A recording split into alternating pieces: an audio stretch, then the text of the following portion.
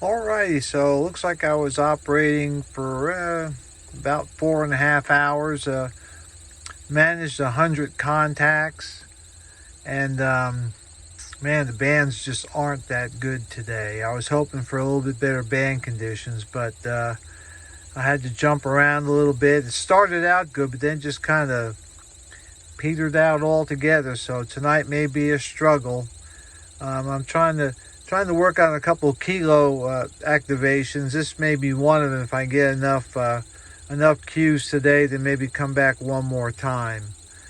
The camper is doing well, like always. This is the first time that I use the air conditioning, and it will freeze you out. And I'm happy about that. All right, so FT710. It's doing a good job. I'm trying to work it pretty hard today because I want to see how it does. I've got the power turned up to about 45 watts. Doesn't even get warm. It works pretty well. You know, a couple little things about it. One is when I change bands on the software here, there is a distinct lag between when I click it and when it actually changes over, and I think that's the ASU because my ICOMs don't do that. And I think I've noticed that on another piece of software too, but there's a lag there, and it probably has something to do with the software in the 710. A couple other little things. Another thing I don't like is when I use the RC100 controller, the LGG tuner. The tuner section's out by my antenna, and so when I'm tuning something, I can't hear the clicking of the relays to let me know when it's in tune, so I have to rely on the SWR meter. However, I normally like to have the power meter up when I'm transmitting just to see how things are working. With the ICOM, I can do a long press on their meter, and then all of the meters come up on the lower half of the screen, so you can see everything: the ALC, the compression, the power, the SWR. You see it all. With the ASU, you can only pick one and the signal strength. So it's the S meter, and in this case I got the SWR. If I want to change it, I have to go here, and then I can only pick one. So, you know, it's something. And the other thing I would have really liked to have seen is for the 710 to have the CW decoder. Now, the FTDX10 has it, and I believe the FTDX101 has it. And the question becomes why. The 710 is like, you know, a radio that somebody would buy for the first time. It's reasonably priced. It has a reasonably good amount of features, and that would be somebody who would probably need the CW decoder more than somebody that would buy the FTDX10 or the 101, who they would probably be more experienced. You know, I kind of like the decoder. My hearing isn't as good as it used to be, and sometimes I'll have the decoder up while I'm copying down the call signs because sometimes I can't hear one of the letters or one of the numbers, and having that kind of as a backup is nice. It's not necessary, but I really feel that Yaesu, you know, could have put it in there with this radio, and it would have made the radio that much better for somebody who is just starting out in the hobby. Other than that, I like the 710.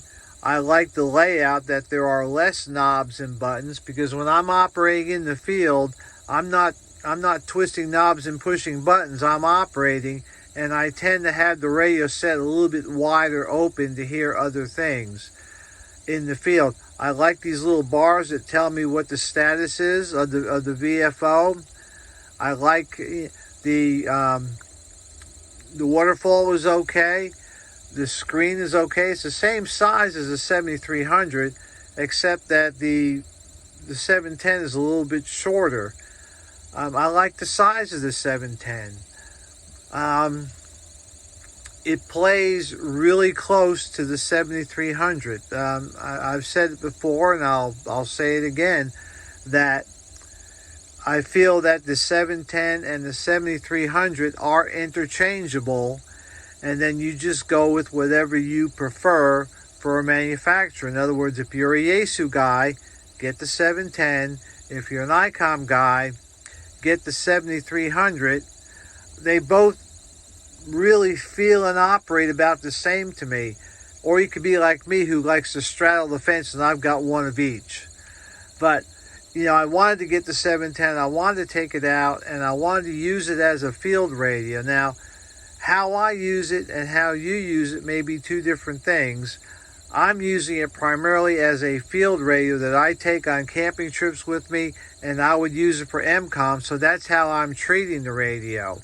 If you're using this at home with the AESS speaker, and you're twisting knobs and pushing buttons, well, that's fine, but just understand that from my perspective, I'm treating this as a field radio, using it like I would use it in the field. I'm going to get on one of my MCOM nets tomorrow with it. Going to use both the phone and CW. So, like I said, if you use it different than me, then yeah, you'll have a different view of it. But I'm really explaining how I'm using it and showing you how I'm using it. One thing I do like about the 710 and a lot of the Yaesu radios is that there is a setting where you can send CW while you're in sideband mode. In other words, if I'm on a net that's on sideband for a phone, and they also take CW check-ins, I don't have to change the mode. I can just take those paddles and start sending, and it'll send Morse code without me having to change the mode. Very nice. That was one good thing. So, anyhow, I'm taking a break. I'm going to get some dinner, and then I'm going to come back and then operate some more. Hopefully, as the evening goes on. Right now, it's about 6:45 Eastern. Usually DX really starts picking up around 10, 11 o'clock at night. I've already worked a couple stations. I worked France, Spain, Colombia, Chile. Tried the VK, but didn't quite make that one. But, and so, we'll see. And again, I'm just having fun, trying to, get my kilo down and really give this thing a workout. I want to give it a good FT8 workout, and just see how it does. So anyhow, back to you guys, and I'll talk to you later. All right, well, I thought I'd take a moment and tell you kind of what's going on today. I was really hoping to make a lot of contacts today to kind of work towards my kilo for this park. This park's about 3 hours away from me, so the fewer times I have to come out, kind of the more money I would save. At the beginning of the month, I participated, or at the beginning of last month, I participated in the Georgia Parks on the Air event. And during that weekend, I made over 700 contacts. So this weekend, I figured if I can do 500 or 600, that would get me in good shape to come down one more time and maybe finishing the kilo. But I want to show you what happened to the bands. Now, as you can see, that's 20 meters. And it's only 2:45 in the afternoon. Normally, that waterfall is full of people trying to contact one another. And right now, it is nothing. Last night, when I went to bed last night, I had 285 contacts. That was a good number, I thought. And then between then and now, I've only made about 110 more. Not a whole lot. I'm having trouble even breaking 400 total, let alone 500 or 600, which was my goal. So I don't know what's going to happen. I'm just sitting on 20 meters right now because there's a G-2 Geomagnetic Storm going on, and it's pretty much wiped out everything. I checked the other bands. Oh, look, I got a contact. Hey, let's work that guy. I checked the other bands and they're worse than 20. 20 seems to have the most activity, and it seems like I'm doing one contact every 5 to 10 minutes. It's oh, it's horrible. So anyhow, I thought I would take a little time and maybe talk about the 710 and a few other things. I want to talk about, how I use the 710, what's some of my radio philosophy in general, and to kind of give you an idea of where I'm coming from when I talk about these radios. Typically, I kind of divide my radio time between taking radios to the field like I'm doing here, or working from home at my home QTH shack. So that's two things right there. Each one is further divided into what I call doing things for fun, like POTA, a little contesting, things like that. And then I also still do a lot of EMCOM, or emergency communications. So when I buy or purchase things, I'm typically thinking of how I can use them in both worlds. So the 710, what I consider it to be, is one of my field radios, along with my IC7300, that I would take to the field either for POTA or for emergency communications. So I'm sure the question is out there, well, when it really happens, when the rubber grips the road, which radio would you take? And the simple answer is, more than likely, the one that I have currently set up to use with all my other away stuff. I only have like one go box. I don't have several. I have one go box. And the only things I really have to swap out are the radios and their microphones. Everything else is kind of interchangeable. So the reality is, my primary radio for EMCOM would be whatever radio I have set up in that box at this time. In this particular case, it would be the 710. As a backup, I would bring my IC7300. And vice versa, if the 7300 was set up in that box, that would be the primary radio. And the 710 would be the backup. Now, that being said, do I have preferences? Yeah, it depends. And really it's a small preference. If I'm doing digital modes, I would probably prefer my ICOM 7300 because it does digital better than the ASUS. It's set up a little better. It's a little easier to use. I can hook my antenna tuners directly up to the radio and use the tune button. Yaesu just makes it real hard for you to use anything but their stuff. And so, but I mean, I have a workaround. It's not a bad workaround. I'm just saying that for digital modes, especially if I'm switching bands a lot, I really prefer the ICOM. But again, I've said it time and time and time. I think the 710 and the 7300 are really pretty close in function and utility, given one or the other. If you're a Yaesu guy, 710's a good radio. If you're an ICOM guy, 7300's a good radio. They each have their pluses and minuses, but when you compile them all together, they both operate about the same. And I know everyone says, well, the 710 is number 2 on the list. I said, yeah, but that's only the 2 kilohertz dynamic blocking, which most of us will never use.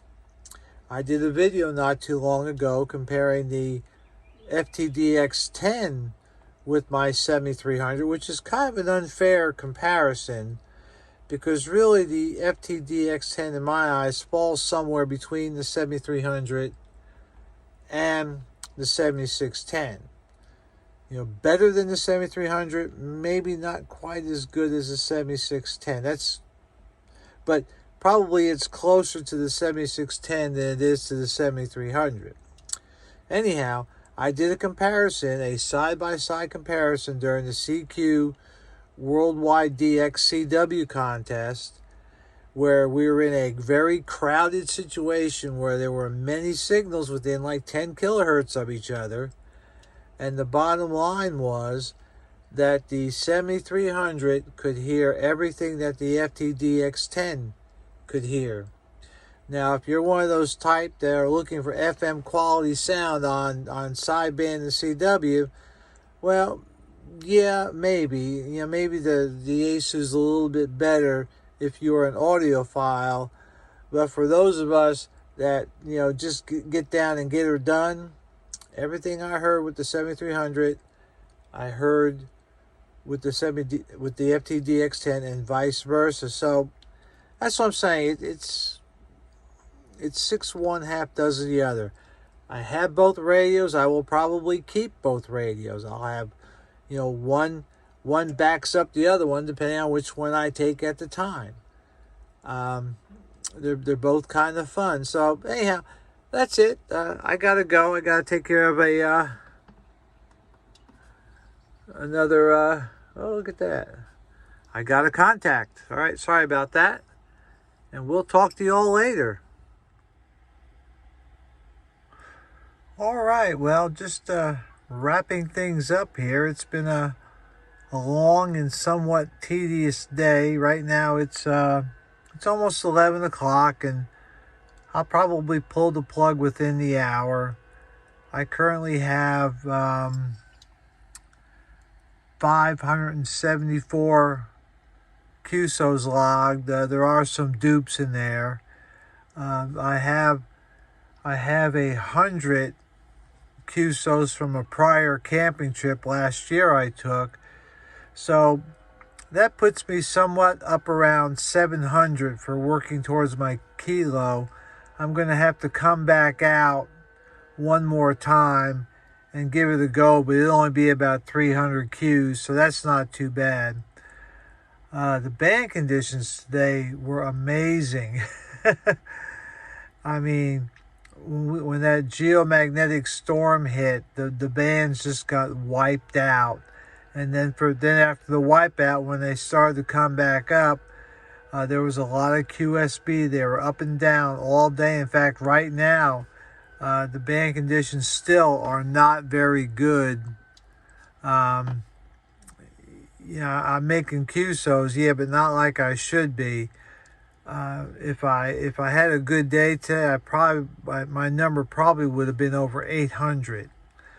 But such as it is, the good news though is that the storm changed band conditions and kind of shortened things up a little bit, which gave me a great opportunity to work many of my southeast area brothers and sisters down here that I normally don't get to work because the bands are longer and my signals kind of skip over them and I work people more distant away. But however, today got to work all sorts of people from Tennessee, Kentucky, Mississippi, Alabama, Georgia, Florida.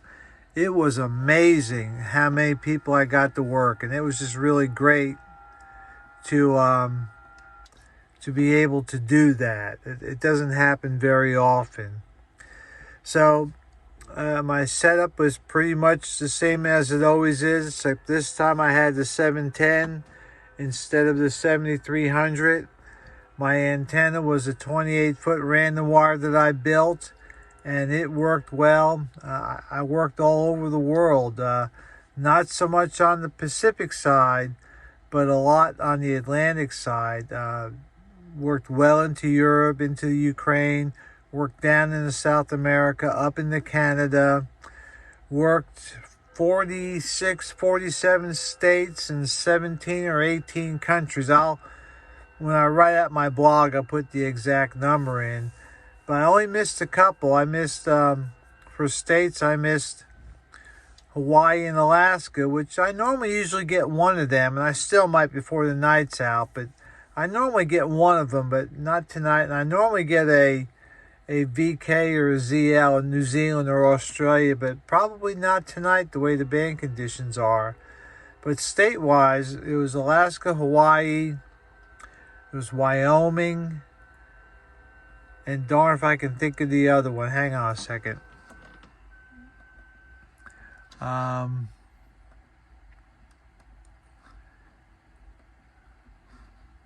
Delaware,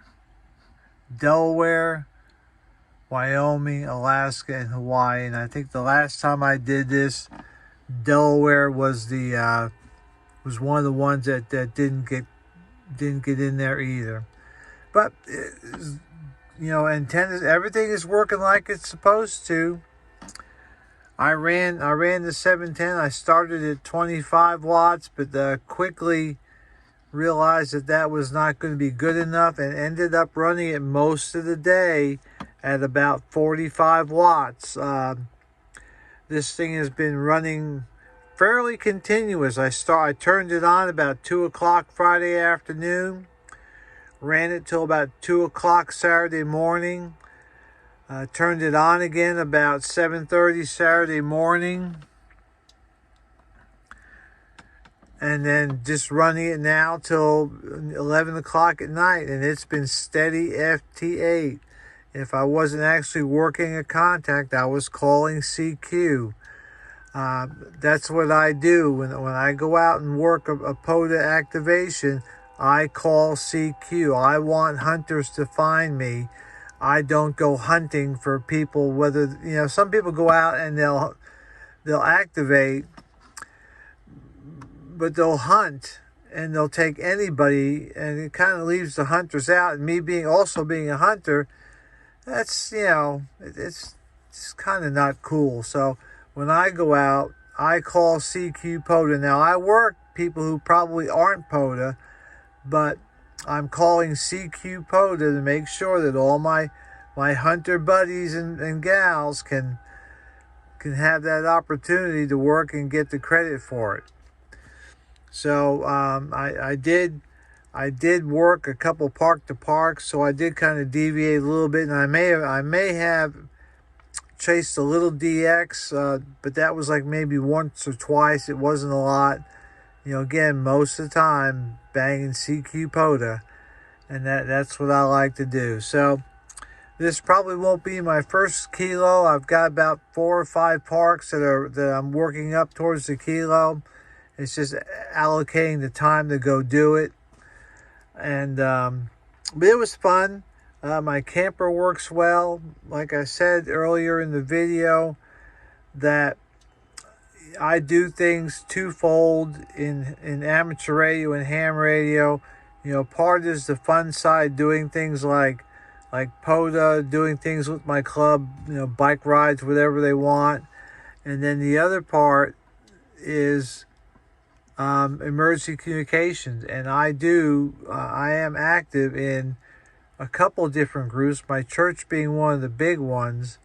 And I play a pretty good role in that, in developing EMCOM, emergency communications plans, for our various congregations and for our regional areas. So, when I talk about radios, it's kind of down those two lines, which is why I don't have a lot of little radios. I have mostly big radios, because when the balloon goes up, I'm taking the big radio with me. 710, ran good, ran like a champ. The only thing I really need to do to it is I need to get some of those portable zero rails for it.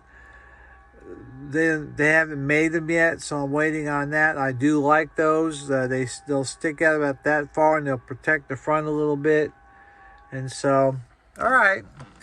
This video, all told, is going to be a little bit long when I splice it all together, but I hope you enjoyed it. I had a lot of fun this week, and it was great.